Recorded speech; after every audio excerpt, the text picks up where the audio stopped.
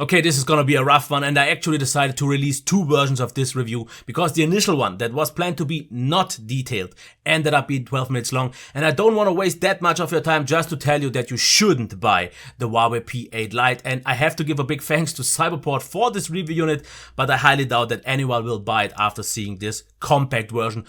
Kind of almost rant about this phone. Starting off with the design. It feels great in the hand, absolutely nice, compact, great in-hand feel, everywhere around and smooth, and the glass back actually feels nice and smooth as well and can be cleaned off very easy. As you can see, it is coated, so really nice job done. But what did they think of the front? Because it picks up so many fingerprints and it is so almost impossible to be cleaned properly. It is also very sticky, and the overall scrolling experience or experience just using this display with this lack of coating is already a deal breaker for me. I just can't accept it. It is completely beyond me why that is the case. The display on its own, I have to say, is nice still, because it's not quite as nicely calibrated as the Huawei P8 Lite, which does not have this coating issue, and it is not quite as high quality. Still would get the job done, absolutely no complaints here, but it is a nice display, but not as nice as the P9 Lite. The speaker, very loud actually, but quite thin, a little bit harsh.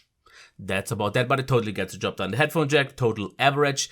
Performance though is completely messed up, because compared to the Honor 6X with the same SoC, this one performs so much poorer. First of all, it has a lot of frame drops, a lot of slowdowns, a lot of stutters, a very inconsistent experience. It can be okay, it can be smooth, but way too often that is just not the case, absolutely not acceptable as well, and I think that's due to the lack of proper optimization, which I will get into the software part.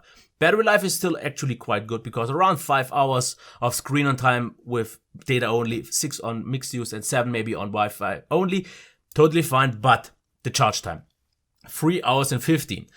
I could see past it on the Huawei P9 Lite being that long, because this one was released a year later and it just didn't have the technology, but this one can, because the Honor 6X charges about 1 hour quicker with a bigger battery, so not as good as it could be, especially since the battery life also on the 6X was better.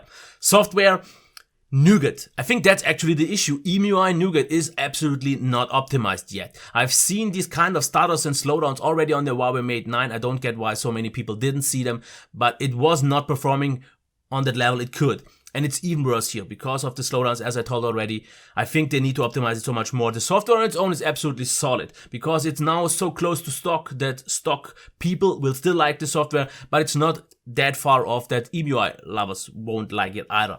The camera is solid, absolutely no problem. It's very similar to the P9 Lite, so not a deal breaker.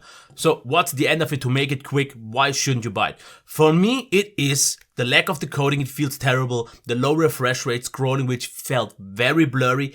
And the scrolling is not smooth at all. Charge time is quite long. So there is just no reason to buy this phone with the P9 Lite on the market, because I'm not saying that this is a terrible product, but it's way beyond or far behind what it could have been. If they would have used a proper coding here, used a little bit better refresh rate panel, and optimize the performance, I would have recommended this. But as it is, no. Because there is a P9 Lite that has a great design as well, has the better display, has the better, not as thin speaker, has the way more consistent, also a little bit blurry, but that's normal, performance, but way more consistent, way better. And every time I use this phone, which is actually the third time by now, I'm surprised of how good this still performs. Battery life is a little bit better. Software is, in terms of version numbers, behind it, but I rather have a optimized EMUI 4.1 than a completely messed up 5.0. At least I think that is the reason. I've said this. Camera, so similar. So if you want a great 5.2 inch, a high quality one, I still recommend this one, because now it's usually more close to 200, but even for 250, so in the same ballpark, this one is the way better overall choice. I wanted to make a detailed comparison, but if I don't really make a proper review, this one would have made sense. So this is still recommendable if you want something in the 5.2 inch segment. Of course, if you get into imported phones, there are ones with better value, but just being on the local market, considering this is not a buy, not a buy recommendation from me.